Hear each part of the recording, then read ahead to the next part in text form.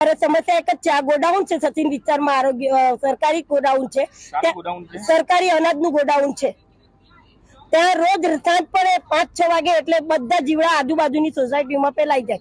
આખી રાત હેરાન કરે છે અમને. ખાવામાં આવે, પીવામાં આવે, નાકમાં ઘૂસી જાય, આંગણવાડીમાં અનાજ જાય, સરકારીમાં અનાજ જાય ને આવું અનાજ અમારે અહીંયા અમને આ ગોડાઉન જ અહીંયા જોઈતું નથી.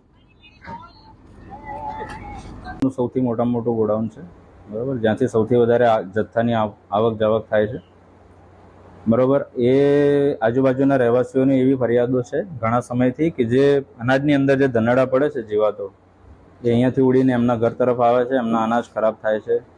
રોજિંદી જિંદગીની અંદર પણ તકલીફો ખૂબ જ થઈ રહી છે એના લીધે.